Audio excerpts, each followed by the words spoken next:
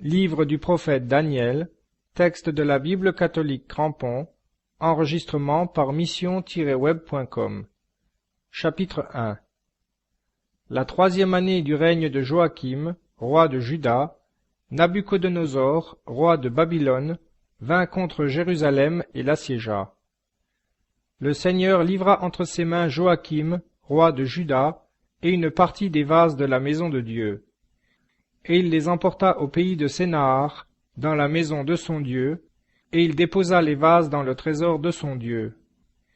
Le roi dit à Asphénèse, chef de ses eunuques, d'amener d'entre les enfants d'Israël, de la race royale ou de la noblesse, des jeunes gens sans défaut, beaux de figure, doués de toutes sortes de talents, instruits et intelligents, pleins de vigueur, pour qu'ils se tinssent dans le palais du roi et qu'on leur enseignât la littérature et la langue des Chaldéens. Le roi leur assigna pour chaque jour une portion des mets royaux et du vin dont ils buvaient, afin que, ayant été élevés pendant 3 ans, ils se tinssent au bout de ce temps devant le roi.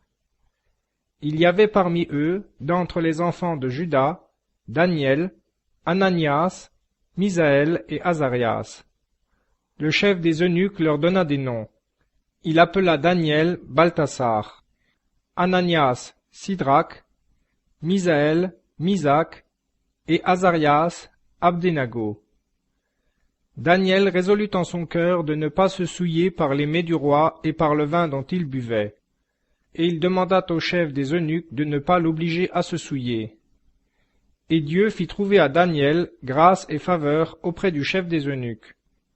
Le chef des eunuques dit à Daniel: « Je crains le roi, mon maître, qui a fixé ce que vous devez manger et boire. Car pourquoi verrait-il vos visages plus défaits que ceux des jeunes gens de votre âge? Vous metteriez en danger ma tête auprès du roi. » Alors Daniel dit au maître d'autel, que le chef des eunuques avait établi sur Daniel, Ananias, Misaël et Azarias: « Fais, je te prie, un essai avec tes serviteurs pendant 10 jours, et qu'on nous donne des légumes à manger et de l'eau à boire. Après cela, tu regarderas nos visages et le visage des jeunes gens qui mangent les mets du roi, et, selon que tu auras vu, tu agiras avec tes serviteurs. » Il consentit à leur demande et les éprouva pendant 10 jours. Au bout de 10 jours, ils se trouvèrent avoir meilleur visage et plus d'embonpoint que tous les jeunes gens qui mangeaient les mets du roi. Et le maître d'autel emportait les mets et le vin qu'ils devaient boire, et leur donnait des légumes. À ces jeunes gens, à tous les 4, Dieu donna du savoir et de l'habileté dans toute la littérature et en toute sagesse. Et Daniel avait l'intelligence de toutes sortes de visions et de songes. Au bout du temps fixé par le roi pour les amener, le chef des eunuques les amena devant Nabuchodonosor. Le roi s'entretint avec eux, et il ne se trouva personne parmi eux tous comme Daniel, Ananias, Misaël et Azarias. Ils furent donc admis au service du roi. Sur tous les sujets qui réclament de la sagesse et de l'intelligence, et sur lesquels le roi les interrogeait, il les trouvait 10 fois supérieurs à tous les lettrés et magiciens qui étaient en tout son royaume. Daniel fut ainsi jusqu'à la 1re année du roi Cyrus. Chapitre 2. La 2e année du règne de Nabuchodonosor, Nabuchodonosor eut des songes. Son esprit fut agité, et le sommeil se retira de lui. Le roi fit appeler les lettrés, les magiciens, les enchanteurs et les Chaldéens pour lui expliquer ses songes. Ils vinrent et se tinrent devant le roi. Le roi leur dit: « J'ai fait un songe, et mon esprit est agité, cherchant à connaître ce songe. » Les Chaldéens répondirent au roi en langue araméenne: « Ô roi, vis éternellement! Dis le songe à tes serviteurs, et nous en ferons connaître la signification. » Le roi répondit aux Chaldéens en disant: « Ces choses arrêtées par moi. Si vous ne me faites pas savoir le songe et sa signification, vous serez coupés en morceaux et vos maisons seront réduites en cloaques. Mais si vous me faites connaître le songe et sa signification, vous recevrez de moi des dons et des présents, et de grands honneurs. Ainsi faites-moi connaître le songe et sa signification. » Ils répondirent pour la deuxième fois en disant, « Que le roi dise le songe à ses serviteurs, et nous en ferons connaître la signification. » Le roi répondit et dit, « En vérité, je sais que vous cherchez à gagner du temps, parce que vous voyez que ces choses arrêtées par moi. Puisque vous ne me faites pas savoir le songe, c'est que vous n'avez qu'une pensée, celle de concerter un discours mensonger et trompeur, pour le tenir devant moi, en attendant que les temps aient changé. Ainsi, dites-moi le songe et je saurai que vous pourrez m'en faire connaître la véritable signification. » Les Chaldéens répondirent devant le roi en disant, « Il n'y a pas d'homme sur la terre qui puisse faire connaître ce que le roi demande. Aussi jamais roi, si grand et si puissant qu'il ait été, n'a demandé pareille chose d'aucun lettré, astrologue ou chaldéen. La chose que le roi demande est difficile, et il n'y a personne qui puisse la faire connaître devant le roi, hormis les dieux dont la demeure n'est pas parmi les mortels. » Là-dessus le roi se mit en colère et en grande fureur, et il donna l'ordre de mettre à mort tous les sages de Babylone. La sentence ayant été publiée, les sages étaient mis à mort, et on cherchait Daniel et ses compagnons pour les tuer. Alors Daniel fit une réponse prudente et sensée à Arioc, chef des gardes du roi, qui était sorti pour mettre à mort les sages de Babylone. Il prit la parole et dit à Arioc, commandant du roi, « Pourquoi cette sentence sévère de la part du roi ?» Et Arioc exposa la chose à Daniel. Alors Daniel entra dans le palais et pria le roi de lui accorder un délai afin de faire connaître au roi la signification. Aussitôt Daniel alla dans sa maison et informa de l'affaire Ananias, Misaël et Azarias, ses compagnons, les engageant à implorer la miséricorde du Dieu du ciel sur ce mystère, pour qu'on ne fît point périr Daniel et ses compagnons avec le reste des sages de Babylone. Alors le secret fut révélé à Daniel dans une vision pendant la nuit, et Daniel bénit le Dieu du ciel. Daniel prit la parole et dit, « Béni soit le nom de Dieu, d'éternité en éternité, car à lui appartiennent la sagesse et la force. C'est lui qui change les moments et les temps, qui renverse les rois et qui élève les rois, qui donne la sagesse aux sages et le savoir aux intelligents. C'est lui qui révèle les choses profondes et cachées, qui sait ce qui est dans les ténèbres, et la lumière demeure avec lui. C'est vous, Dieu de mes pères, que je célèbre et que je loue de ce que vous m'avez donné la sagesse et la force, et de ce que maintenant vous m'avez fait savoir ce que nous avons demandé, en nous faisant savoir l'affaire du roi. » C'est pourquoi Daniel se rendit auprès d'Arioc, que le roi avait chargé de mettre à mort les sages de Babylone. Il alla et lui parla ainsi. « Ne fais pas périr les sages de Babylone. Introduis-moi devant le roi, et je ferai connaître au roi la signification. » Arioc s'empressa de faire entrer Daniel devant le roi, et lui parla ainsi. « J'ai trouvé parmi les captifs de Juda un homme qui fera savoir au roi la signification. » Le roi prit la parole et dit à Daniel, qui s'appelait Balthasar, « Es-tu capable de me faire savoir le songe que j'ai eu et sa signification ?» Daniel répondit en présence du roi et dit, « Le secret que le roi demande, ni sage, ni magicien, ni lettré, ni astrologue ne sont capables de le faire connaître au roi. Mais il y a un Dieu dans le ciel qui révèle les secrets et qui a fait savoir au roi Nabuchodonosor ce qui doit arriver à la fin des jours. Ton songe et les visions de ton esprit que tu as eues sur ta couche, les voici. Toi, ô roi, tes pensées s'élevaient en ton esprit sur ta couche au sujet de ce qui arriverait après ce temps-ci. Et celui qui révèle les secrets t'a fait connaître ce qui doit arriver.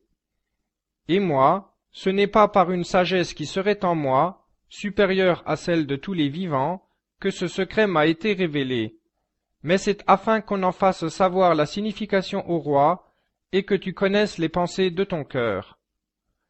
Toi, ô roi, tu regardais, et voici une grande statue. Cette statue était immense et sa splendeur extraordinaire. Elle se dressait devant toi, et son aspect était terrible. Cette statue avait la tête d'or fin, la poitrine et les bras d'argent, le ventre et les cuisses d'airain, les jambes de fer, les pieds en partie de fer et en partie d'argile. Tu regardais jusqu'à ce qu'une pierre fût détachée, non par une main, et frappa la statue à ses pieds de fer et d'argile, et les brisa.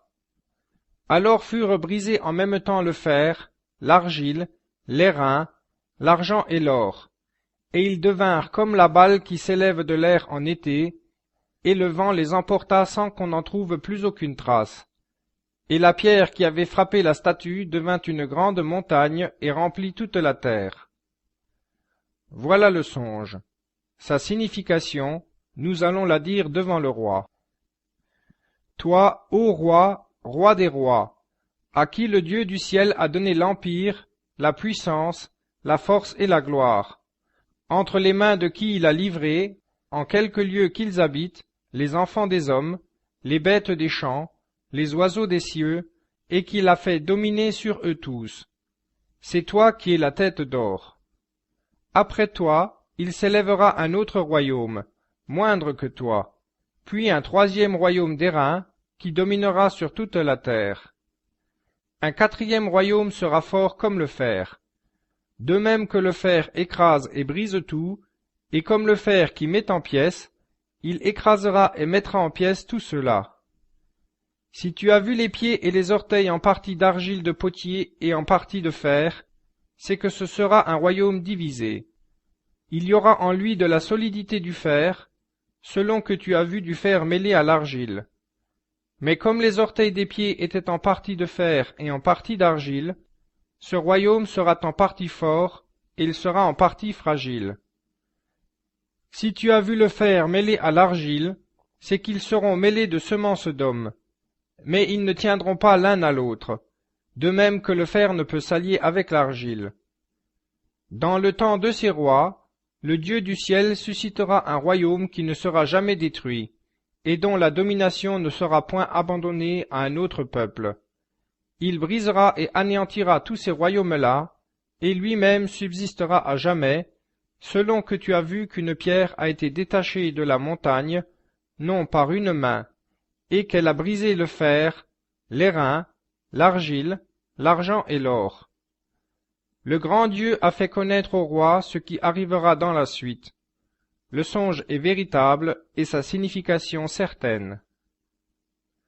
Alors le roi Nabuchodonosor tomba sur sa face et se prosterna devant Daniel, et il ordonna qu'on lui offrît des oblations et des parfums. Le roi parla ensuite à Daniel et dit, « Vraiment, votre Dieu est le Dieu des dieux, le Seigneur des rois et le révélateur des secrets, puisque tu as pu révéler ce secret. » Alors le roi éleva Daniel et lui fit de nombreux et riches présents. Il l'établit gouverneur sur toute la province de Babylone et chef suprême sur tous les sages de Babylone. À la prière de Daniel, le roi commit aux affaires de la province de Babylone Sidrac, Misac et Abdenago, et Daniel demeura à la cour. Chapitre 3. Le roi Nabuchodonosor fit une statue d'or, dont la hauteur était de 60 coudées et la largeur de 6 coudées. Il la dressa dans la plaine de Dura, dans la province de Babylone. Et le roi Nabuchodonosor fit rassembler les satrapes, les intendants et les gouverneurs, les grands juges, les trésoriers, les légistes, les juges et tous les magistrats des provinces, pour qu'ils se rendissent à la dédicace de la statue qu'avait dressée le roi Nabuchodonosor. Ainsi s'assemblèrent les satrapes, les intendants et les gouverneurs, les grands juges, les trésoriers, les légistes, les juges et tous les magistrats des provinces pour la dédicace de la statue que le roi Nabuchodonosor avait dressée. Et ils se tinrent devant la statue qu'avait dressée Nabuchodonosor. Un héraut cria d'une voix forte, « Voici ce qu'on vous fait savoir, à vous, peuple, nations et langues. Au moment où vous entendrez le son de la trompette, du chalumeau, de la cithare, de la sambuc, du psalterion, de la cornemuse et de toutes sortes d'instruments, vous vous prosternerez pour adorer la statue d'or que le roi Nabuchodonosor a dressée. Quiconque ne se prosternera pas et n'adorera pas la statue sera jeté à l'instant au milieu de la fournaise de feu ardent. C'est pourquoi, au moment où tous les peuples entendirent le son de la trompette, du chalumeau, de la cithare, de la sambuc, du psalterion et de toutes les sortes d'instruments, tous les peuples, nations et langues se prosternèrent, adorant la statue d'or qu'avait dressée le roi Nabuchodonosor. Là-dessus, au moment même, des Chaldéens s'approchèrent et dirent du mal des Juifs. Ils prirent la parole et dirent au roi Nabuchodonosor: Ô roi, vis à jamais. Toi, ô roi, tu as porté un décret ordonnant que tout homme qui entendrait le son de la trompette, du chalumeau, de la cithare, de la sambuc, du psalterion, de la cornemuse et de toutes les sortes d'instruments se prosterne pour adorer la statue d'or, et que quiconque ne se prosternera pas pour l'adorer sera jeté au milieu de la fournaise de feu ardent. Or, il y a des Juifs que tu as préposés aux affaires de la province de Babylone, Sidrac, Misac et Abdenago. Ces hommes-là n'ont pas d'égard pour toi, ô roi. Ils ne servent pas tes dieux, et ils ne se prosternent pas devant la statue d'or que tu as dressée. Alors Nabuchodonosor, irrité et furieux, ordonna d'amener Sidrac, Misac et Abdenago, et ces hommes furent amenés devant le roi. Nabuchodonosor prit la parole et leur dit: Est-ce à dessein, Sidrac, Misac et Abdenago, que vous ne servez pas mon Dieu et que vous n'adorez pas la statue d'or que j'ai dressée? Maintenant, si vous êtes prêts, au moment où vous entendrez le son de la trompette, du chalumeau, de la cithare, de la sambuc, du psalterion, de la cornemuse et de toutes les sortes d'instruments, à vous prosterner pour adorer la statue que j'ai faite. Mais si vous ne l'adorez pas, vous serez jetés à l'instant même au milieu de la fournaise de feu ardent. Et quel est le Dieu qui vous délivrera de ma main? Sidrac, Misac et Abdenago répondirent au roi et dirent: Nabuchodonosor, sur ce point nous n'avons pas besoin de t'adresser une réponse. Si vraiment notre Dieu que nous servons peut nous délivrer, il nous délivrera de la fournaise de feu ardent et de ta main, ô roi. Sinon, qu'il soit connu de toi, ô roi, que nous ne servirons pas tes dieux, et que nous ne nous prosternerons pas devant la statue d'or que tu as dressée. Alors Nabuchodonosor fut rempli de fureur, et l'aspect de son visage fut changé envers Sidrac, Misac et Abdenago. Reprenant la parole, il ordonna de chauffer la fournaise 7 fois plus qu'on avait jugé convenable de le faire. Et il commanda à quelques-uns des plus vigoureux soldats qui étaient dans son armée de lier Sidrac, Misac et Abdenago, et de les jeter dans la fournaise de feu ardent. Alors ces hommes, avec leurs tuniques, leurs robes, leurs manteaux et leurs autres vêtements, furent liés et jetés dans la fournaise de feu ardent. Comme l'ordre du roi était pressant et la fournaise extraordinairement chauffée, la flamme de feu tua ces hommes qui y avaient jeté Sidrac, Misac et Abdenago. Et ces 3 hommes, Sidrac, Misac et Abdenago, tombèrent au milieu de la fournaise ardente, tout liés. Note du traducteur. Ce qui suit, je ne l'ai pas trouvé dans les livres hébreux. Et ils marchaient au milieu de la flamme, louant Dieu et bénissant le Seigneur. Et Azarias, se levant, fit cette prière. Ouvrant la bouche au milieu du feu, il dit: Soyez bénis, Seigneur, Dieu de nos pères. Votre nom est digne de louange et de gloire à jamais. Car vous êtes juste dans tout ce que vous nous avez fait, et toutes vos œuvres sont vraies. Vos voies sont droites, et vos jugements sont équitables. Car vous avez rendu des jugements équitables, dans tous les maux que vous avez fait venir sur nous, et sur la ville sainte de nos pères, Jérusalem. C'est par un juste jugement que vous avez fait tout cela, à cause de nos péchés. car nous avons péché et commis l'iniquité en nous retirant de vous, et nous avons manqué en toutes choses. Nous n'avons pas écouté vos commandements, et nous ne les avons pas observés, et nous n'avons pas agi selon que vous nous l'aviez commandé, afin que nous fussions heureux. Tout ce que vous avez fait venir sur nous, tout ce que vous nous avez fait, c'est par un juste jugement que vous l'avez fait. Vous nous avez livrés aux mains d'ennemis injustes, d'apostats acharnés contre nous, et d'un roi injuste, le plus méchant de toute la terre. Et maintenant nous n'osons ouvrir la bouche. La honte et l'opprobre sont à vos serviteurs, et à tous ceux qui vous adorent. Ne nous livrez pas pour toujours, à cause de votre nom, et ne détruisez pas votre alliance. Ne retirez pas de nous votre miséricorde, à cause d'Abraham votre ami, d'Isaac votre serviteur, et d'Israël votre saint, auxquels vous avez promis de multiplier leur postérité, comme les étoiles du ciel, et comme le sable qui est sur le rivage de la mer. Car, Seigneur, nous sommes réduits devant toutes les nations, et nous sommes aujourd'hui humiliés par toute la terre, à cause de nos péchés. Il n'y a plus en ce temps pour nous ni prince, ni chef, ni prophète, ni holocauste, ni sacrifice, ni oblation, ni encens, ni endroit pour apporter devant vous les prémices et trouver grâce. Mais, Seigneur, puissions-nous être reçus, le cœur contrit et l'esprit humilié, comme vous recevez tout holocauste de béliers et de taureaux, ou de 1000 agneaux gras. Qu'il en soit ainsi de notre sacrifice devant vous aujourd'hui, et de notre soumission envers vous, car il n'y a pas de confusion pour ceux qui se fient en vous. Maintenant, nous vous suivons de tout notre cœur. Nous vous craignons et nous cherchons votre visage. Ne nous confondez pas, mais traitez-nous selon votre douceur et selon l'abondance de votre miséricorde. Délivrez-nous par vos prodiges, et donnez, Seigneur, gloire à votre nom.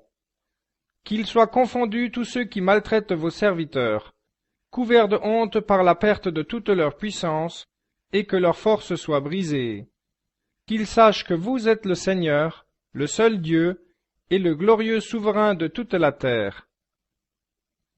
Cependant, les serviteurs du roi qui avaient jeté ces 3 hommes dans la fournaise ne cessaient de la chauffer avec du naphte, de l'étoupe, de la poix et des sarments. La flamme s'élevait 49 coudées au-dessus de la fournaise, et, s'étant élancée, elle brûla les Chaldéens qu'elle rencontra près de la fournaise. Mais l'ange du Seigneur était descendu dans la fournaise avec Azarias et ses compagnons, et il écartait de la fournaise la flamme de feu. Et il rendit le milieu de la fournaise tel que si un vent de rosée y avait soufflé. Et le feu ne les toucha même pas. Il ne les blessa point, et ne leur causa point le moindre mal. Alors ces 3 hommes, comme d'une seule bouche, louaient, glorifiaient et bénissaient Dieu dans la fournaise en disant : Vous êtes béni, Seigneur, Dieu de nos pères, digne d'être loué, glorifié et exalté à jamais. Béni est votre nom saint et glorieux, digne de suprême louange et exaltation à tout jamais. Vous êtes bénis dans le temple de votre sainte gloire, digne de suprême louange et gloire à jamais. Vous êtes bénis sur le trône de votre royaume, digne de suprême louange et exaltation à jamais. Vous êtes bénis, vous dont le regard pénètre les abîmes, et qui êtes assis sur les chérubins, digne de suprême louange et exaltation à jamais. Vous êtes bénis au firmament du ciel, digne de louange et de gloire à jamais. Bénissez toutes le Seigneur, œuvre du Seigneur. Louez-le et exaltez-le à jamais. Anges du Seigneur, bénissez le Seigneur. Louez-le et exaltez-le à jamais. Cieux, bénissez le Seigneur. Louez-le et exaltez-le à jamais. Eau, et tout ce qui est au-dessus des cieux, bénissez le Seigneur. Louez-le et exaltez-le à jamais. Puissance du Seigneur, bénissez toute le Seigneur. Louez-le et exaltez-le à jamais. Soleil et lune, bénissez le Seigneur. louez-le et exaltez-le à jamais. Astres du ciel, bénissez le Seigneur, louez-le et exaltez-le à jamais. Pluies et rosées, bénissez toutes le Seigneur, louez-le et exaltez-le à jamais. Vents que Dieu déchaîne, bénissez tous le Seigneur, louez-le et exaltez-le à jamais. Feu et chaleur, bénissez le Seigneur, louez-le et exaltez-le à jamais. Froid et chaleur, bénissez le Seigneur, louez-le et exaltez-le à jamais. Rosée et givre, bénissez le Seigneur, louez-le et exaltez-le à jamais. Gelées et frimas, bénissez le Seigneur, louez-le et exaltez-le à jamais. Glaces et neiges, bénissez le Seigneur, louez-le et exaltez-le à jamais. Nuits et jours, bénissez le Seigneur, louez-le et exaltez-le à jamais. Lumières et ténèbres, bénissez le Seigneur, louez-le et exaltez-le à jamais. Éclairs et sombres nuages, bénissez le Seigneur, louez-le et exaltez-le à jamais. Que la terre bénisse le Seigneur, qu'elle le loue et l'exalte à jamais. Montagnes et collines, bénissez le Seigneur, louez-le et exaltez-le à jamais. Plantes qui croissez sur la terre, bénissez toutes le Seigneur, louez-le et exaltez-le à jamais. Fontaines, bénissez le Seigneur, louez-le et exaltez-le à jamais. Mers et fleuves, bénissez le Seigneur, louez-le et exaltez-le à jamais. Monstres et tout ce qui s'agite dans les eaux, bénissez le Seigneur, louez-le et exaltez-le à jamais. Oiseaux du ciel, bénissez tous le Seigneur, louez-le et exaltez-le à jamais. Bêtes sauvages et troupeaux, bénissez tous le Seigneur, louez-le et exaltez-le à jamais. Enfants des hommes, bénissez le Seigneur, louez-le et exaltez-le à jamais. Qu'Israël bénisse le Seigneur, qu'il le loue et l'exalte à jamais. Prêtres du Seigneur, bénissez le Seigneur, louez-le et exaltez-le à jamais. Serviteurs du Seigneur, bénissez le Seigneur, louez-le et exaltez-le à jamais. Esprit et âme des justes, bénissez le Seigneur, louez-le et exaltez-le à jamais. Saints et humbles de cœur, bénissez le Seigneur, louez-le et exaltez-le à jamais. Ananias, Azarias et Misaël, bénissez le Seigneur, louez-le et exaltez-le à jamais. Car il nous a tirés du Sheol et délivrés de la puissance de la mort. Il nous a sauvés du milieu de la fournaise de flammes brûlantes et tirés du milieu du feu. Célébrez le Seigneur, car il est bon, car sa miséricorde dure à jamais. Vous tous, hommes pieux, bénissez le Seigneur, le Dieu des dieux. Louez-le et célébrez-le, car sa miséricorde dure à jamais. Note du traducteur. Le morceau qui se termine ici ne se trouve pas dans l'hébreu. La traduction que nous en avons donnée est faite sur l'édition de Théodotion. Alors le roi Nabuchodonosor fut dans la stupeur et se leva précipitamment. Il prit la parole et dit à ses conseillers, « N'avons-nous pas jeté au milieu du feu 3 hommes liés ?» Ils répondirent et dirent au roi, « Certainement, ô roi. » Il reprit et dit, « Eh bien, moi je vois 4 hommes sans lien, marchant au milieu du feu et n'ayant aucun mal.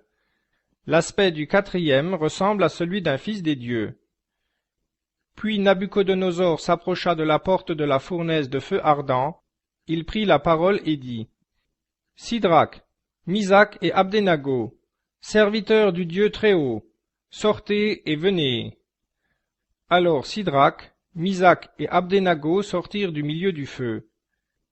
Les satrapes, les intendants, les gouverneurs et les conseillers du roi s'étant rassemblés, regardèrent ces hommes et virent que le feu n'avait eu aucun pouvoir sur leur corps, que les cheveux de leur tête n'avaient pas été brûlés, que leur tunique n'avait pas subi de changement et qu'elle n'avait pas l'odeur du feu. Nabuchodonosor prit la parole et dit: Béni soit le Dieu de Sidrac, de Misac et d'Abdenago, lequel a envoyé son ange et délivré ses serviteurs qui se sont confiés en lui, qui ont transgressé l'ordre du roi et livré leur corps pour ne servir et adorer aucun Dieu sinon leur Dieu.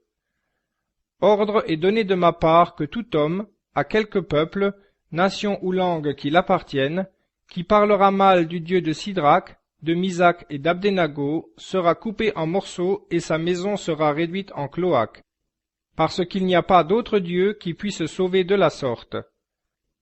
Alors le roi fit prospérer Sidrac, Misac et Abdenago dans la province de Babylone. Le roi Nabuchodonosor à tous les peuples, nations et langues qui habitent sur toute la terre. La paix vous soit donnée en abondance. Il m'a paru bon de faire connaître les signes et les prodiges que le Dieu Très-Haut a opérés envers moi. Que ces signes sont grands et que ces prodiges sont puissants. Son règne est un règne éternel, et sa domination subsiste d'âge en âge. Chapitre 4. Moi, Nabuchodonosor, j'étais tranquille dans ma maison et florissant dans mon palais. Je vis un songe qui m'épouvanta, et mes pensées sur ma couche et les visions de mon esprit me troublèrent. Je publiai un décret pour qu'on fît venir devant moi tous les sages de Babylone, pour me faire savoir la signification du songe. Alors vinrent les lettrés, les magiciens, les chaldéens et les astrologues. Je dis le songe devant eux, mais ils ne m'en firent pas savoir la signification. Enfin se présenta devant moi Daniel, dont le nom est Balthasar, d'après le nom de mon Dieu, et qui a en lui l'esprit des dieux saints, et je dis le songe devant lui. Balthasar, chef des lettrés, comme je sais que l'esprit des dieux saints est en toi, et qu'aucun mystère ne t'embarrasse, expose-moi les visions que j'ai vues en songe, et leur signification. Voici quelles étaient les visions de mon esprit sur ma couche. Je vis, et voici au milieu de la terre un arbre dont la hauteur était grande. L'arbre grandit et devint fort. Sa cime atteignait le ciel, et on le voyait des extrémités de toute la terre. Son feuillage était beau et ses fruits abondants, et il y avait sur lui de la nourriture pour tous. Sous son ombre les bêtes des champs s'abritaient, dans ses branches demeuraient les oiseaux du ciel, et de lui toute chair se nourrissait. Je contemplais ces visions de mon esprit sur ma couche, et voici qu'un veillant, un saint, descendait du ciel. Il cria avec force et parla ainsi.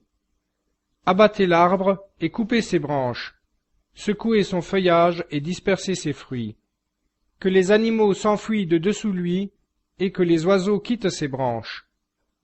Toutefois laissez en terre la souche de ses racines, mais dans des chaînes de fer et d'airain, au milieu du gazon des champs.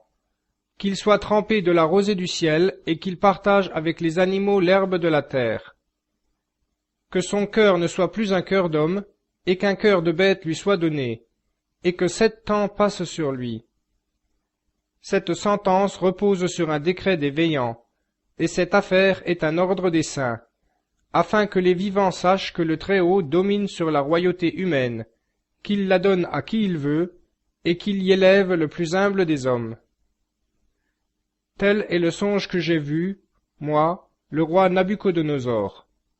Et toi, Balthasar, disant la signification, car tous les sages de mon royaume ne peuvent m'en faire savoir la signification. Mais toi, tu le peux, car l'esprit des dieux saints est en toi. Alors Daniel, dont le nom est Balthasar, demeura quelque temps interdit, et ses pensées le troublaient. Le roi reprit et dit, « Que le songe et sa signification ne te troublent point. » Balthasar répondit en disant, « Mon Seigneur, que le songe soit pour tes ennemis, et sa signification pour tes adversaires.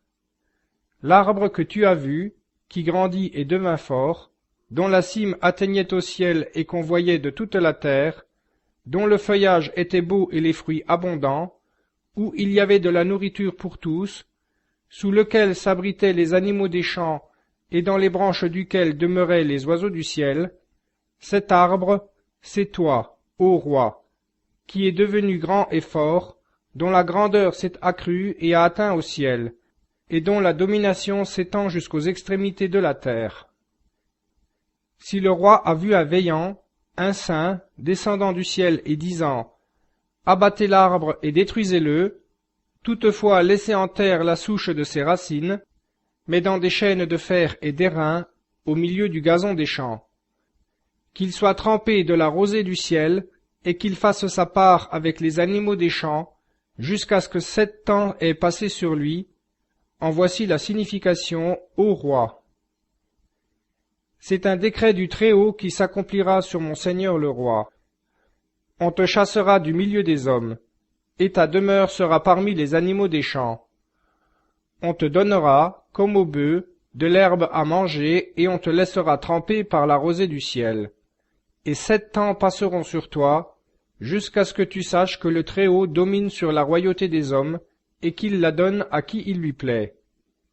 Et si on a ordonné de laisser la souche des racines de l'arbre, c'est que ta royauté te sera rendue quand tu auras reconnu que le ciel a la domination.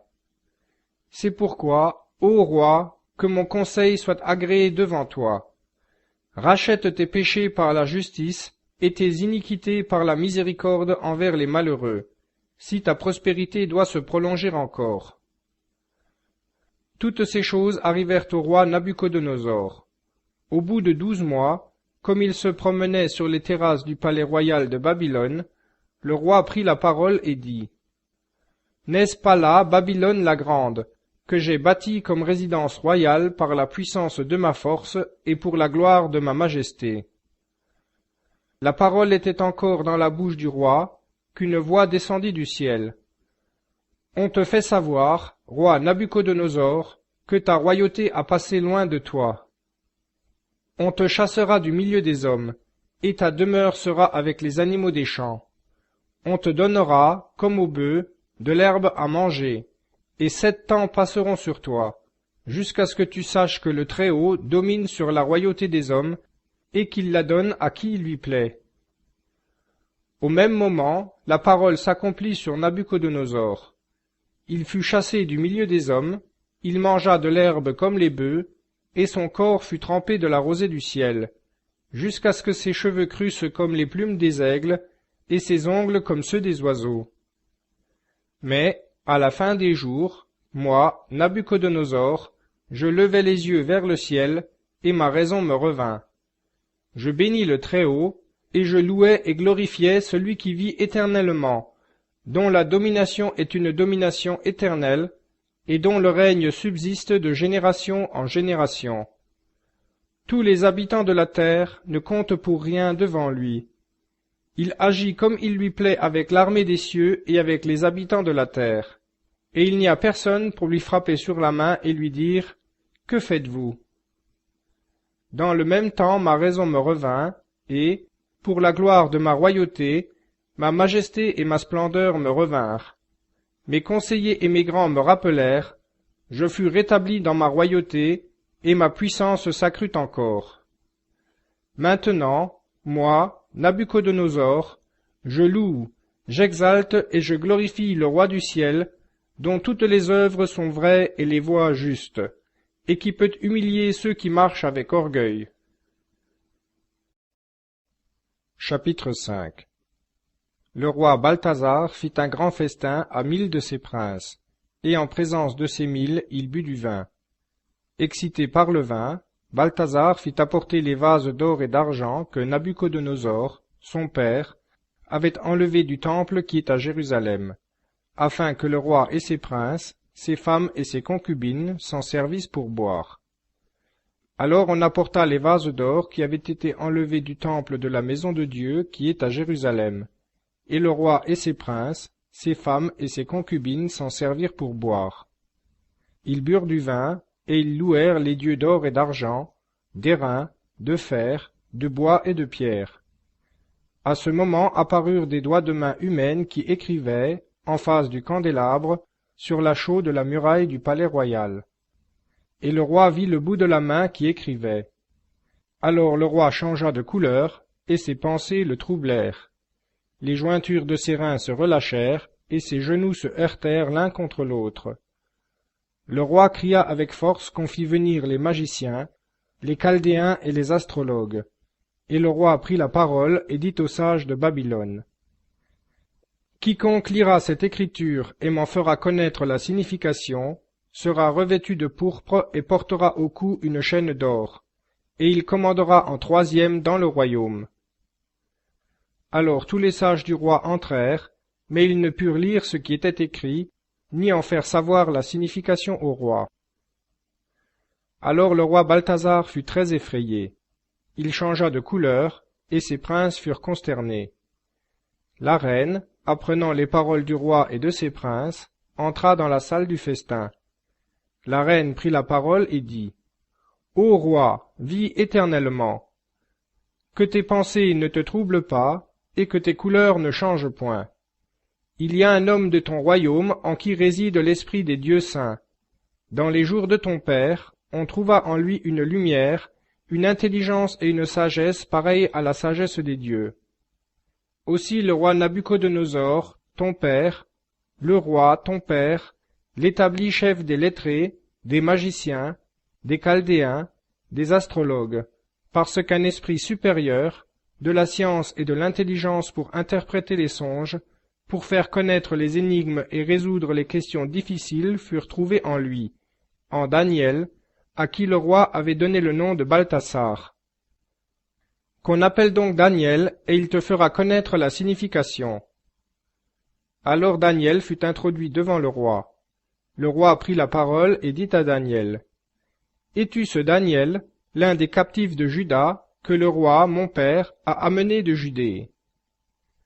J'ai entendu dire à ton sujet que l'Esprit des dieux est en toi, qu'une lumière, une intelligence et une sagesse extraordinaires se trouvent en toi. On vient d'introduire devant moi les sages et les magiciens pour lire cette écriture et m'en faire savoir la signification. Mais ils n'ont pu me faire connaître la signification de ces mots.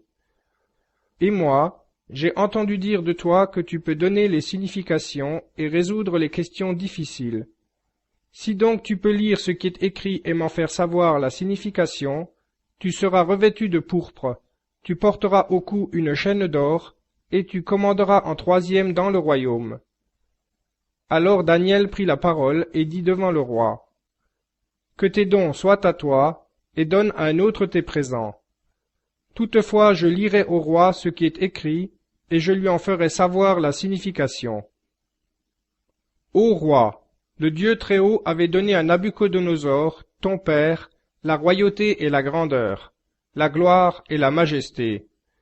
Et à cause de la grandeur qu'il lui avait donnée, tous les peuples, nations et langues étaient dans la crainte et tremblaient devant lui. Il faisait mourir qui il voulait, et il donnait la vie à qui il voulait. Il élevait qui il voulait, et il abaissait qui il voulait. Mais son cœur s'étant élevé et son esprit s'étant endurci jusqu'à l'arrogance, on le fit descendre du trône de sa royauté, et la grandeur lui fut ôtée. Il fut chassé du milieu des enfants des hommes. Son cœur devint semblable à celui des bêtes, et sa demeure fut avec les ânes sauvages. On le nourrit d'herbes comme les bœufs, et son corps fut trempé de la rosée du ciel, jusqu'à ce qu'il reconnût que le Dieu Très-Haut domine sur la royauté des hommes, et qu'il y élève qui il lui plaît. Et toi, son fils, Balthazar, tu n'as pas humilié ton cœur, quoique tu susses toutes ces choses. Mais tu t'es élevé contre le Seigneur du ciel. On a apporté devant toi les vases de sa maison, et toi, tes princes, tes femmes et tes concubines, vous y avez bu du vin. Tu as loué les dieux d'argent et d'or, d'airain, de fer, de bois et de pierre, qui ne voient, ni n'entendent, ni ne connaissent rien. Et le Dieu qui a dans sa main ton souffle et de qui relèvent toutes tes voix, tu ne l'as pas glorifié. C'est alors qu'a été envoyé de sa part ce bout de main, et qu'a été tracé ce qui est écrit là. Voici l'écriture qui a été tracée. Méné, Méné, Tekel, Upharsin. Et voici la signification de ces mots. Méné. entre parenthèses, compter. Dieu a compté ton règne et y a mis fin. Tekel, entre parenthèses, peser. Tu as été pesé dans les balances et trouvé léger. Pérès, entre parenthèses, divisé. Ton royaume sera divisé et donné aux Mèdes et aux Perses. Alors, sur l'ordre de Balthazar, on revêtit Daniel de pourpre, on lui mit au cou une chaîne d'or, et on publia à son sujet qu'il commanderait en troisième dans le royaume. Dans la nuit même, Balthazar, roi des Chaldéens, fut tué. Chapitre 6. Et Darius le Mède reçut la royauté, étant âgé d'environ 62 ans. Il plut à Darius d'établir sur le royaume 120 satrapes, pour être répartis dans tout le royaume. Et il mit au-dessus d'eux 3 ministres, dont Daniel était l'un. Et ces satrapes devaient leur rendre compte, afin que le roi ne fût pas lésé. Or Daniel surpassait les ministres et les satrapes, parce qu'il y avait en lui un esprit supérieur, et le roi pensait à l'établir sur tout le royaume. Alors les ministres et les satrapes cherchèrent à trouver un sujet d'accusation contre Daniel touchant les affaires du royaume. Mais ils ne purent trouver aucun sujet, ni rien à reprendre, car il était fidèle, et il ne se trouvait en lui rien de fautif, ni de répréhensible. Ces hommes dirent donc, « Nous ne trouverons aucun sujet contre ce Daniel, à moins de trouver quelque chose contre lui dans la loi de son Dieu. » Alors ses ministres et ses satrapes se rendirent à grand bruit chez le roi et lui parlèrent ainsi. « Roi Darius, vis éternellement. Tous les ministres du royaume, les intendants, les satrapes, les conseillers et les gouverneurs se sont entendus pour rendre un édit royal et publier une défense portant que quiconque, dans l'espace de 30 jours, adressera des prières à quelque dieu ou homme, si ce n'est à toi, ô roi, sera jeté dans la fosse aux lions. Maintenant, ô roi, porte la défense et écris le décret, afin qu'il n'y puisse être dérogé, selon la loi des Mèdes et des Perses, qui est irrévocable. » En conséquence, le roi Darius écrivit le décret et la défense. Lorsque Daniel eut appris que le décret était écrit, il entra dans sa maison, qui avait, dans la chambre haute, des fenêtres ouvertes du côté de Jérusalem. 3 fois par jour il se mettait à genoux, il priait et louait Dieu, comme il le faisait auparavant. Alors ces hommes vinrent à grand bruit et trouvèrent Daniel priant et invoquant son Dieu. Alors ils s'approchèrent du roi et lui parlèrent au sujet de la défense royale. « N'as-tu pas écrit une défense portant que quiconque, pendant 30 jours, prierait quelque dieu ou homme, si ce n'est toi, ô roi, serait jeté dans la fosse aux lions. » Le roi répondit et dit, « La chose est certaine, d'après la loi des Mèdes et des Perses, qui est irrévocable. » Alors ils reprirent et dirent devant le roi, « Daniel, l'un des captifs de Juda, n'a pas eu égard à toi, ô roi, ni à la défense que tu as écrite, mais 3 fois le jour il fait sa prière. » Le roi, entendant ces paroles, en eut un grand déplaisir. Quant à Daniel, il prit à cœur de le délivrer, et jusqu'au coucher du soleil il essaya de le sauver. Alors ces hommes vinrent à grand bruit vers le roi, et ils dirent au roi, « Sache, ô roi, que c'est la loi des Mèdes et des Perses, qu'on ne peut déroger à toute défense et tout décret rendu par le roi. » Alors le roi donna l'ordre qu'on amenât Daniel, et qu'on le jeta dans la fosse aux lions. Le roi prit la parole et dit à Daniel, « Puisse ton Dieu, que tu sers constamment, te délivrer lui-même. » On apporta une pierre et on la mit sur l'ouverture de la fosse. Le roi la scella de son anneau et de l'anneau des princes, afin que rien ne fût changé à l'égard de Daniel. Le roi s'en alla ensuite dans son palais. Il passa la nuit à jeun et ne fit pas venir de femme auprès de lui, et le sommeil s'enfuit loin de lui. Puis le roi se leva à l'aurore, au point du jour, et il se rendit en toute hâte à la fosse aux lions. Quand il fut près de la fosse, il cria vers Daniel d'une voix triste. Le roi prit la parole et dit à Daniel: Daniel, serviteur du Dieu vivant, ton Dieu que tu sers constamment a-t-il pu te délivrer des lions? Alors Daniel parla avec le roi. Ô roi, vis éternellement. Mon Dieu a envoyé son ange et fermé la gueule des lions, qui ne m'ont fait aucun mal, parce que j'ai été trouvé innocent devant mon Dieu. Et devant toi non plus, ô roi, je n'ai commis aucun mal. Alors le roi fut très joyeux à son sujet, et il ordonna de retirer Daniel de la fosse. Daniel fut donc retiré de la fosse, et on ne trouva sur lui aucune blessure, parce qu'il avait cru en son Dieu. Sur l'ordre du roi, on amena ces hommes qui avaient dit du mal de Daniel, et on les jeta dans la fosse aux lions, eux, leurs femmes et leurs enfants. Ils n'avaient pas encore atteint le fond de la fosse, que les lions les saisirent et brisèrent tous leurs os. Alors le roi Darius écrivit à tous les peuples, nations et langues qui habitent sur toute la terre. Que la paix vous soit donnée en abondance. Par moi est publié l'ordre que dans toute l'étendue de mon royaume on craigne et on tremble devant le Dieu de Daniel. Car il est le Dieu vivant, qui subsiste éternellement. Son royaume ne sera jamais détruit, et sa domination n'aura pas de fin. Il délivre et il sauve. Il fait des signes et des prodiges au ciel et sur la terre. C'est lui qui a délivré Daniel de la griffe des lions. Et ce Daniel prospéra sous le règne de Darius et sous le règne de Cyrus le Perse. Chapitre 7. La première année du règne de Balthazar, roi de Babylone, Daniel, étant sur sa couche, vit un songe et des visions en son esprit. Il écrivit ensuite le songe et raconta la substance des faits. Daniel prit la parole et dit: Je voyais dans ma vision pendant la nuit, et voici que les 4 vents du ciel fondaient sur la grande mer, et 4 grandes bêtes montèrent de la mer, différentes l'une de l'autre. La première était semblable à un lion et avait des ailes d'aigle. Je contemplais, jusqu'au moment où ses ailes furent arrachées, et où elle fut enlevée de terre, et dressée sur ses pieds, comme un homme, et où un cœur d'homme lui fut donné. Et voici une autre bête, une deuxième, ressemblant à un ours. Elle dressait l'un de ses côtés, et 3 côtes étaient dans sa gueule entre ses dents, et on lui disait: Lève-toi, mange beaucoup de chair. Après cela, je regardai, et voici une autre bête semblable à un léopard.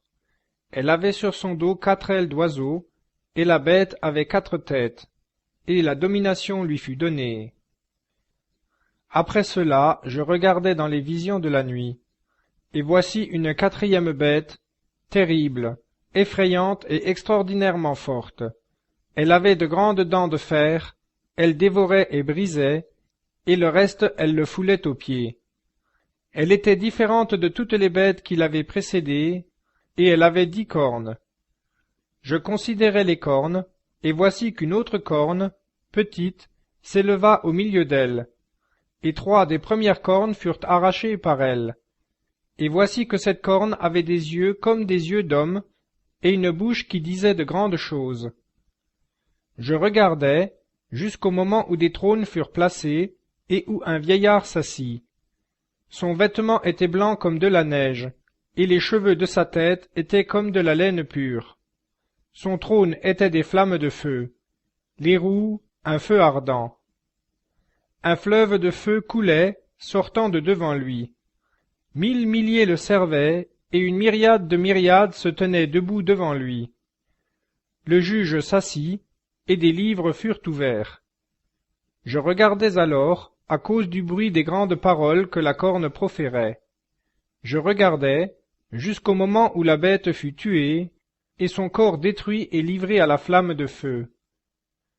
Au reste des bêtes aussi, on avait ôté leur domination, et la durée de leur vie avait été fixée jusqu'à un temps et un moment. Je regardais dans les visions de la nuit, et voici que sur les nuées vint comme un fils d'homme. Il s'avança jusqu'au vieillard, et on le fit approcher devant lui. Et il lui fut donné domination, gloire et règne. et tous les peuples, nations et langues le servirent.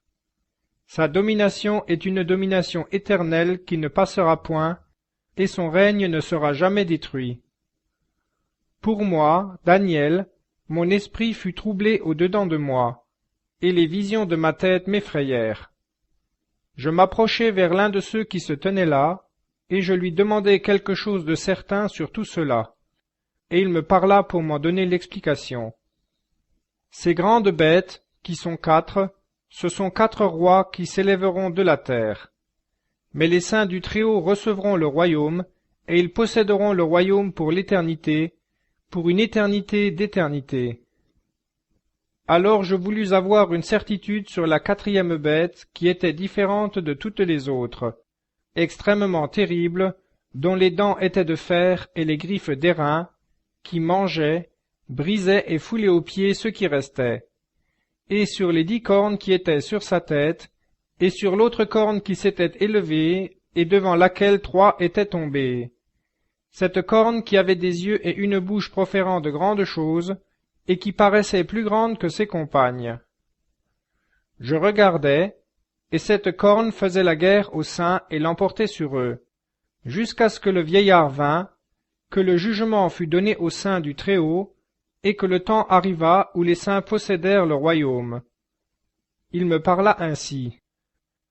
La 4e bête, c'est un 4e royaume qui sera sur la terre, différent de tous les royaumes, et qui dévorera toute la terre, la foulera et la réduira en poudre. Les 10 cornes signifient que de ce royaume se lèveront 10 rois. Un autre se lèvera après eux, qui différera des précédents, et il abattra 3 rois. Il proférera des paroles contre le Très-Haut.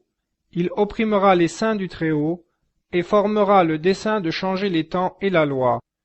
Et les saints seront livrés en sa main jusqu'à un temps, des temps et une moitié de temps.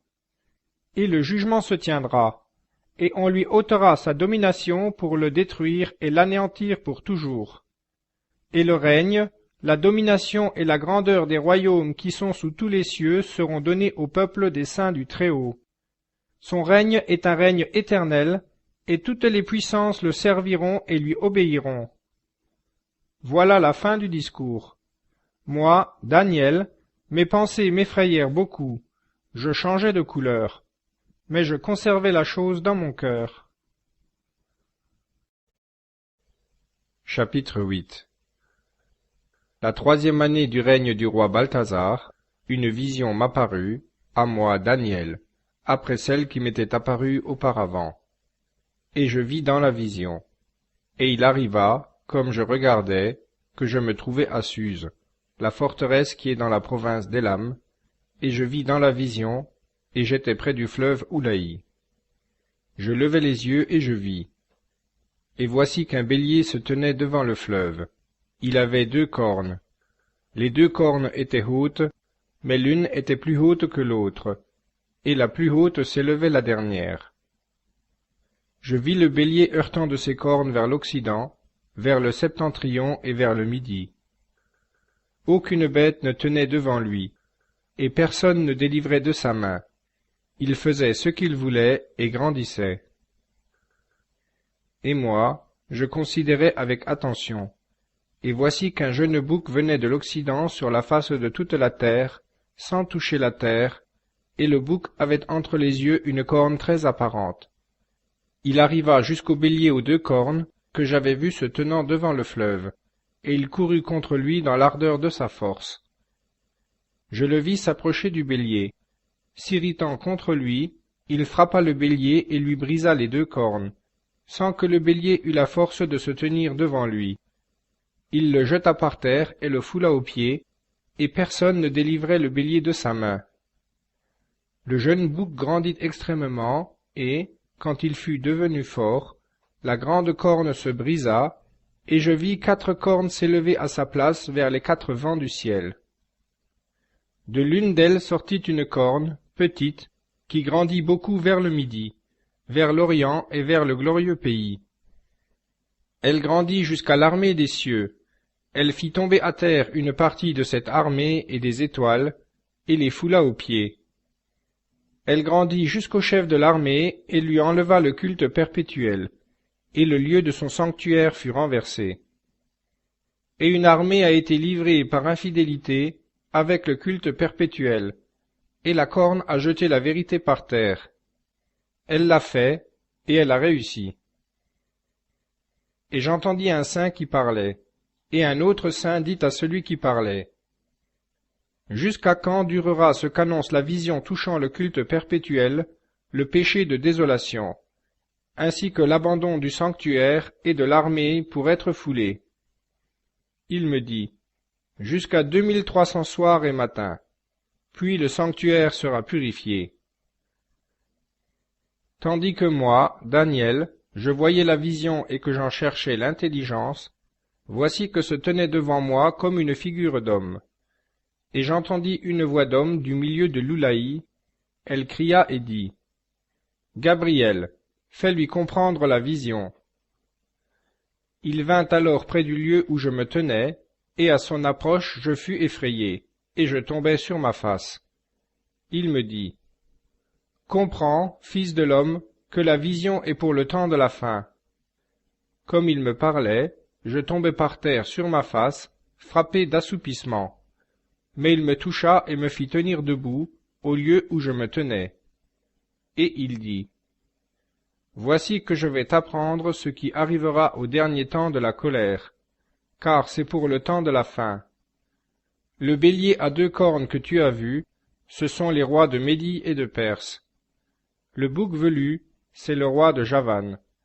Et la grande corne entre ses yeux, c'est le premier roi. Si cette corne s'est brisée, et si 4 cornes se sont dressées à sa place, c'est que 4 royautés s'élèveront de cette nation, mais sans avoir la même force. À la fin de leur domination, quand le nombre des infidèles sera complet, il s'élèvera un roi au dur visage et pénétrant les choses cachées. Sa force s'accroîtra, mais non par sa propre force. Il fera de prodigieux ravages. Il réussira dans ses entreprises. Il ravagera les puissants et le peuple des saints. À cause de son habileté, il fera prospérer la ruse dans sa main. Il s'enorgueillira dans son cœur, et en pleine paix il fera périr beaucoup de gens. Il s'élèvera contre le prince des princes, et il sera brisé sans la main d'un homme. La vision touchant le soir et le matin, qui a été exposée, c'est la vérité. Mais toi, serre la vision, car elle se rapporte à un temps éloigné. Et moi, Daniel, je tombai en défaillance et fus malade pendant plusieurs jours. Puis je me levai et m'occupais des affaires du roi. J'étais stupéfait de ce que j'avais vu, et personne ne le comprenait.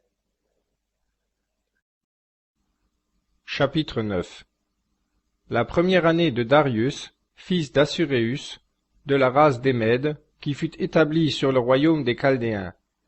La première année de son règne, moi, Daniel, je portais mon attention, en lisant les livres, sur le nombre des années au sujet desquelles la parole du Seigneur avait été adressée au prophète Jérémie, et qui devait s'accomplir sur les ruines de Jérusalem, 70 ans.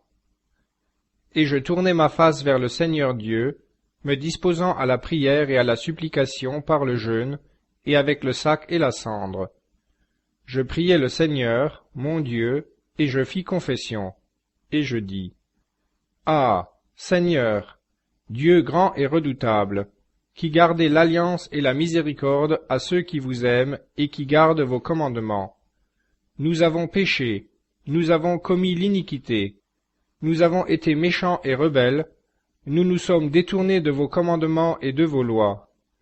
Nous n'avons pas écouté vos serviteurs les prophètes, qui ont parlé en votre nom à nos rois, à nos chefs, à nos pères et à tout le peuple du pays. À vous, Seigneur, la justice.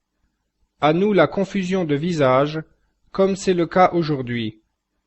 Aux hommes de Juda, aux habitants de Jérusalem et à tout Israël, à ceux qui sont près et à ceux qui sont loin, dans tous les pays où vous les avez chassés, à cause de leurs iniquités qu'ils ont commises contre vous. Seigneur, à nous la confusion de visage, à nos rois, à nos chefs et à nos pères, parce que nous avons péché contre vous. Au Seigneur, notre Dieu, les miséricordes et les pardons, car nous nous sommes révoltés contre vous. Nous n'avons pas obéi à la voix du Seigneur, notre Dieu, pour suivre ses lois qu'il a mises devant nous par l'intermédiaire de ses serviteurs les prophètes. Tout Israël a transgressé votre loi et s'est détourné pour ne pas écouter votre voix. Alors se sont répandues sur nous la malédiction et l'imprécation qui sont écrites dans la loi de Moïse, serviteur de Dieu, parce que nous avons péché contre lui. Il a tenu ces paroles qu'il a prononcées contre nous et contre nos juges qui nous jugeaient, en faisant venir sur nous une calamité si grande qu'il n'en est jamais arrivé sous le ciel de pareille à celle qui est arrivée à Jérusalem. Comme il est écrit dans la loi de Dieu, toute cette calamité est venue sur nous, et nous n'avons pas cherché à apaiser le Seigneur, notre Dieu, en nous détournant de nos iniquités et en nous rendant attentifs à votre vérité. Et le Seigneur a veillé sur le mal, et il l'a fait venir sur nous. Car le Seigneur, notre Dieu, est juste dans toutes ses œuvres qu'il a faites, et nous n'avons pas écouté sa voix.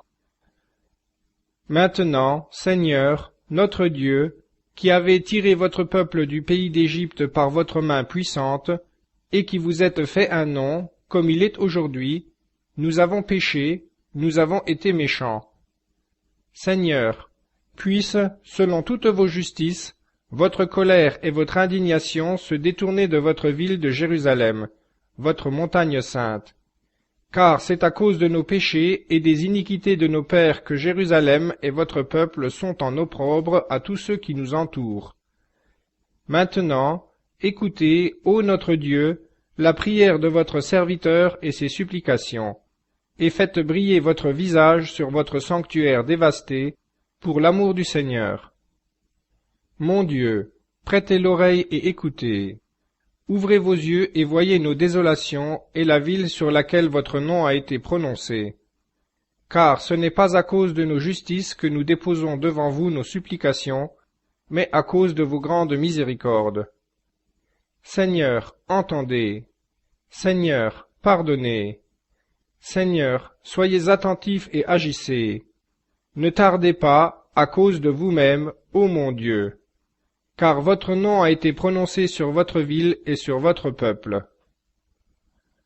Comme je parlais encore, priant, confessant mon péché et le péché de mon peuple d'Israël, et déposant ma supplication devant le Seigneur, mon Dieu, pour la sainte montagne de mon Dieu, comme je parlais encore dans ma prière, cet homme, Gabriel, que j'avais vu auparavant en vision, s'approcha de moi d'un vol rapide vers le temps de l'oblation du soir. Il m'instruisit, me parla et dit, « Daniel, je suis venu en ce moment pour t'ouvrir l'intelligence. Dès le commencement de ta prière, une parole est sortie, et moi je suis venu pour te la faire connaître, car tu es un homme favorisé de Dieu. Sois donc attentif à la parole et comprends la vision.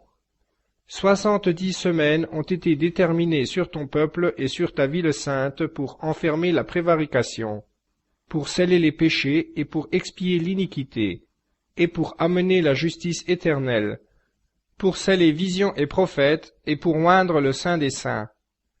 Sache donc et comprends. Depuis la sortie d'une parole ordonnant de rebâtir Jérusalem jusqu'à un oint, un chef, il y a 7 semaines et 62 semaines. Elle sera rebâtie, place et enceinte, dans la détresse des temps. Et après 62 semaines, un oint sera retranché, et personne pour lui. Et le peuple d'un chef qui viendra détruira la ville et le sanctuaire, et sa fin sera dans l'inondation, et jusqu'à la fin il y aura guerre, ce qui est décrété touchant la dévastation. Il conclura une alliance ferme avec un grand nombre pendant 1 semaine, et, au milieu de la semaine, il fera cesser le sacrifice et l'oblation, et sur l'aile des abominations viendra un dévastateur, et cela jusqu'à ce que la destruction et ce qui a été décrété se répandent sur le dévasté. Chapitre 10. la 3e année de Cyrus, roi de Perse, une parole fut révélée à Daniel, qui avait été nommé Balthasar. Cette parole est véritable, et elle annonçait une grande guerre. Il comprit la parole et il eut l'intelligence de la vision. En ces jours-là, moi, Daniel, je fus dans le deuil pendant 3 semaines de jours. Je ne mangeai aucun mets délicat. Il n'entra dans ma bouche ni viande, ni vin, et je ne moignis point jusqu'à ce que les 3 semaines de jours fussent accomplies. Le 24e jour du 1er mois, j'étais sur le bord du grand fleuve, qui est le Tigre. Je levai les yeux et je regardai. Et voici un homme vêtu de lin, les reins ceints d'une ceinture d'or d'Uphase. Son corps était comme le chrysolite, son visage avait l'aspect de l'éclair. Ses yeux étaient comme des torches de feu. Ses bras et ses pieds avaient l'aspect de l'airain poli, et sa voix, quand il parlait, était comme la voix d'une multitude.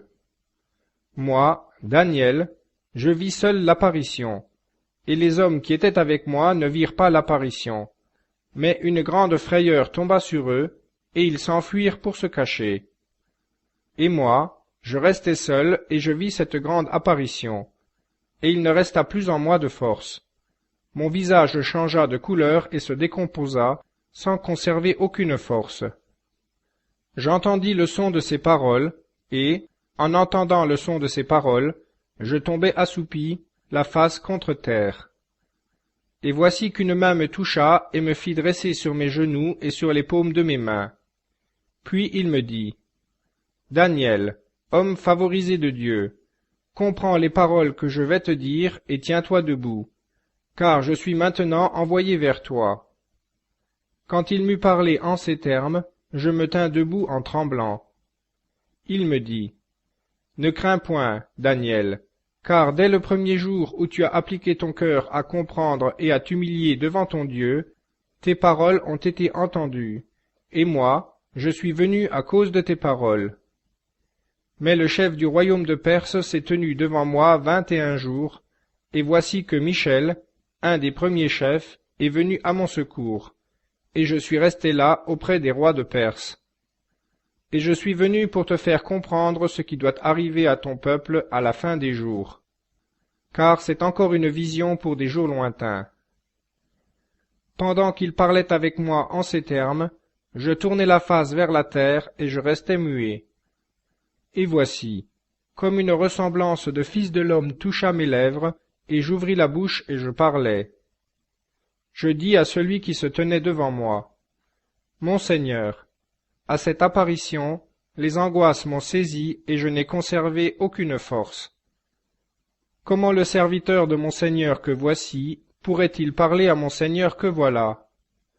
En ce moment, il n'y a plus de force en moi, et il ne reste plus de souffle en moi. » Alors celui qui avait la ressemblance d'un homme me toucha de nouveau et me fortifia. Puis il me dit, « Ne crains point, homme favorisé de Dieu, que la paix soit avec toi.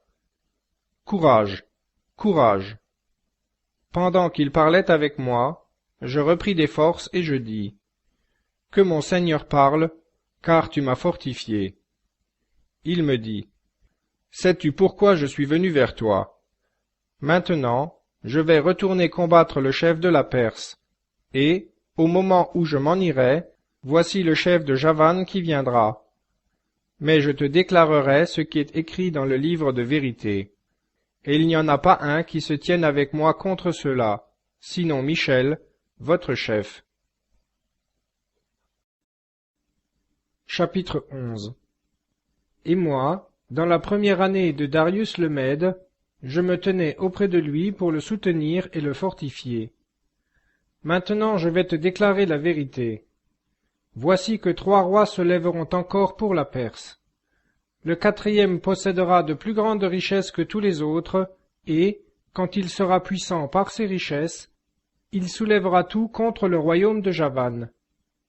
Et il s'élèvera un roi vaillant, qui aura une grande puissance et fera ce qui lui plaira.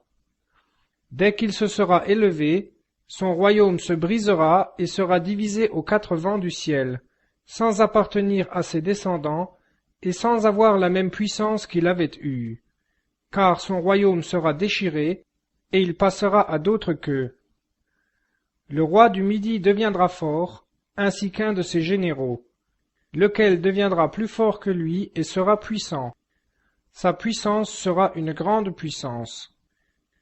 Au bout de quelques années, ils s'allieront, et la fille du roi du Midi viendra vers le roi du Septentrion pour établir un accord. Mais elle ne conservera pas l'appui d'un bras, car il ne tiendra pas, non plus que son propre bras. Et elle sera livrée, elle et ceux qui l'avaient amenée, celui qui lui avait donné naissance et celui qui l'avait soutenu pendant quelque temps. Un des rejetons de ses racines s'élèvera à sa place. Il viendra à l'armée, il entrera dans la forteresse du roi du Septentrion. Il les traitera à son gré et il l'emportera. Leur Dieu même, leur image de fonte et leurs vases précieux d'argent et d'or, il les emmènera captifs en Égypte, et il prévaudra plusieurs années sur le roi du Septentrion. Celui-ci entrera dans le royaume du Midi, et il s'en retournera dans son pays. Mais ses fils s'armeront pour la guerre, et rassembleront une grande multitude de troupes. L'un d'eux viendra, il inondera, il envahira, puis il reviendra, et poussera les hostilités contre la forteresse. Le roi du Midi s'irritera. Il partira et combattra contre lui, contre le roi du Septentrion. Il lèvera de grandes troupes, et la troupe du roi du Septentrion lui sera livrée. Devant la multitude levée contre lui, son courage s'élèvera. Il en fera tomber des milliers, mais il n'en sera pas plus fort. Car le roi du Septentrion rassemblera de nouveau des troupes plus nombreuses que les premières, et, au bout d'un certain nombre d'années, il se mettra en marche avec une grande armée et un train considérable. En ces temps-là, beaucoup de gens s'élèveront contre le roi du Midi, et des hommes violents de ton peuple se lèveront pour accomplir la vision, et ils tomberont. Le roi du Septentrion viendra, il élèvera des terrasses et prendra une ville fortifiée. Les bras du Midi ne tiendront pas, non plus que sa troupe d'élite. Il n'y aura pas de force pour résister. Celui qui aura marché contre lui fera ce qui lui plaira, et personne ne tiendra devant lui. Il s'arrêtera dans le glorieux pays, et la destruction sera dans sa main. Il se décidera à venir avec la force de tout son royaume, et il fera un arrangement avec lui. Et il lui donnera une jeune fille pour amener sa ruine. Mais cela ne réussira pas, et ce royaume ne sera point à lui. Puis il se tournera vers les îles et en prendra beaucoup. Mais un capitaine lui fera cesser son injure et, sans avoir reçu son injure, il la lui rendra. Il se tournera vers les forteresses de son pays, mais il trébuchera, il tombera, et on ne le trouvera plus. Un autre se tiendra à sa place, qui fera passer un exacteur dans le lieu qui est la gloire du royaume. Et en quelques jours il sera brisé, et ce ne sera ni par la colère ni par la guerre. À sa place se tiendra un homme méprisé, à qui on n'aura pas donné la dignité royale. Il viendra sans bruit, et s'emparera de la royauté par des intrigues. Les forces de l'inondation seront submergées devant lui et seront brisées, et aussi le chef de l'alliance. Sans tenir compte de l'alliance conclue avec lui, il agira de ruse, il se mettra en marche et aura le dessus avec peu de gens. Il viendra sans bruit dans les plus riches provinces du pays. Il fera ce que n'avaient pas fait ses pères, ni les pères de ses pères. Il leur distribuera butin, dépouilles et richesses, et il formera des projets contre les forteresses, et cela jusqu'à un certain temps. Il excitera sa force et son courage contre le roi du Midi, à la tête d'une grande armée. Et le roi du Midi s'engagera dans la guerre avec une armée nombreuse et très forte. Mais il ne tiendra pas, parce qu'on formera des complots contre lui. Ceux qui mangent les mets de sa table le briseront, son armée se dissipera, et beaucoup d'hommes tomberont frappés de mort. Les deux rois chercheront dans leur cœur à se nuire, et, à une même table, ils se diront des mensonges. Mais cela ne réussira pas, car la fin ne viendra qu'au temps marqué. Il retournera dans son pays avec de grandes richesses. Son cœur médite le mal contre l'alliance sainte, et il le fait, et il rentre dans son pays. Au temps marqué, il arrivera de nouveau dans le Midi. Mais cette dernière campagne ne sera pas comme la première. Des navires de Sétim viendront contre lui, et il perdra courage. Il s'en retournera, et il s'irritera contre l'alliance sainte. Et il agira, et il s'entendra encore une fois avec ceux qui auront abandonné l'alliance. Des troupes envoyées par lui se tiendront là. Elles profaneront le sanctuaire, la forteresse. Elles feront cesser le sacrifice perpétuel et dresseront l'abomination du dévastateur. Par des flatteries, il gagnera à l'idolâtrie les violateurs de l'alliance. Mais le peuple de ceux qui connaissent leur Dieu tiendra ferme et agira. Ceux qui sont intelligents parmi le peuple instruiront la multitude. Mais ils tomberont par l'épée et la flamme, par la captivité et le pillage, un certain temps. Pendant qu'ils tomberont ainsi, ils seront secourus d'un léger secours, et plusieurs se joindront à eux, mais avec hypocrisie. Et parmi ces intelligents, il y en a qui tomberont, afin qu'ils soient éprouvés, purifiés et blanchis, jusqu'au temps de la fin, car on ne sera pas encore au terme fixé. Le roi fera ce qui lui plaira. Il s'élèvera et se grandira au-dessus de tout Dieu, et contre le Dieu des dieux il dira des choses prodigieuses. Et il prospérera, jusqu'à ce que la colère soit consommée, car ce qui est décrété doit s'accomplir. Il n'aura égard ni au Dieu de ses pères, ni à la divinité chère aux femmes. Il n'aura égard à aucun Dieu, car il se grandira au-dessus de tout. Mais il honorera le Dieu des forteresses en son lieu. Le Dieu que n'ont pas connu ses pères, il l'honorera avec de l'or, de l'argent, des pierres précieuses et des joyaux. Il attaquera les remparts des forteresses avec le Dieu étranger. Ceux qui le reconnaîtront, il les comblera d'honneur. Il les fera dominer sur la multitude et leur distribuera des terres en récompense. Au temps de la fin, le roi du Midi se heurtera avec lui. Le roi du Septentrion fondra sur lui, avec des chars et des cavaliers et de nombreux vaisseaux. Il s'avancera dans les terres et passera en débordant. Il entrera dans le glorieux pays, et beaucoup tomberont sous ses coups. Mais ceux-ci échapperont à sa main, Édom et Moab, et la fleur des enfants d'Ammon. Il étendra la main sur les pays, et le pays d'Égypte n'échappera point. Il se rendra maître de tous les trésors d'or et d'argent, et de toutes les choses précieuses de l'Égypte. Les Libyens et les Éthiopiens marcheront à sa suite. Mais des nouvelles de l'Orient et du Septentrion viendront le troubler, et il partira avec une grande fureur pour détruire et exterminer une foule de gens. Il dressera les tentes de son palais entre les mers, vers la montagne sainte et glorieuse.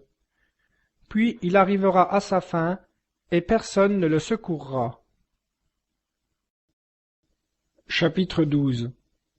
En ce temps-là se lèvera Michel, le grand chef, qui tient pour les enfants de ton peuple, et ce sera un temps de détresse tel qu'il n'y en a point eu de pareil, depuis qu'il existe une nation jusqu'à ce temps-là. Et en ce temps-là, ton peuple sera sauvé, quiconque sera trouvé inscrit dans le livre. Et beaucoup de ceux qui dorment dans la poussière se réveilleront, les uns pour une vie éternelle, les autres pour les opprobres, pour la réprobation éternelle. Ceux qui auront été intelligents brilleront comme la splendeur du firmament, et ceux qui en auront conduit beaucoup à la justice seront comme les étoiles, éternellement et toujours. Et toi, Daniel, serre les paroles et scelle le livre jusqu'au temps de la fin. Beaucoup le scruteront, et la connaissance s'accroîtra. Moi, Daniel, je regardais, et voici que deux autres hommes se tenaient debout, l'un sur une rive du fleuve, l'autre sur l'autre rive du fleuve. L'un d'eux parla à l'homme vêtu de lin, qui était au-dessus des eaux du fleuve. Jusqu'à quand le terme de ces choses merveilleuses? Et j'entendis l'homme vêtu de lin qui était au-dessus des eaux.